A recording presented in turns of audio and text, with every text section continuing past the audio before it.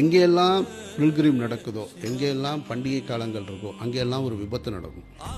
பார்த்தீங்கன்னா ஒரு 50 பேர் செத்துருப்பாங்க. திடீர்னு டென்ட் எரிஞ்சிடும், இல்லை ஏதோ கூட்ட நெரிசலில் செத்துருப்பாங்க. அது எந்த கோயிலாக இருக்கட்டும், இந்து, கிறிஸ்தவ, முஸ்லீம், எந்த கோயிலாக கூட்டம் அதிகமாக இருக்கிறது. இப்போ இவர்கள் எல்லாம் இறைவனை நம்பி இறைவன் தன்னை காப்பாற்றுவான்றதுக்காக தானே போனாங்க. நம்பி போன இடத்துல மரணத்தை சந்திச்சிருக்காங்க.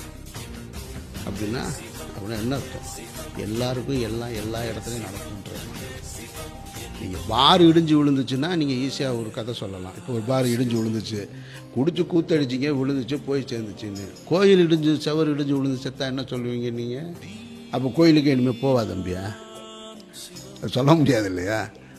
அப்போ எல்லாருக்கும் எல்லாமும் நடக்கும். அதை முதல்ல நம்ம புரிஞ்சுக்கணும். அப்போ அது நடக்கும் பொழுது நம்ம நிதானத்தை கடைபிடிக்கணும். நீங்கள் வார்த்தைகளில், நான் எப்பயுமே சொல்கிறது, அன்போ, நட்போ, உதவியோ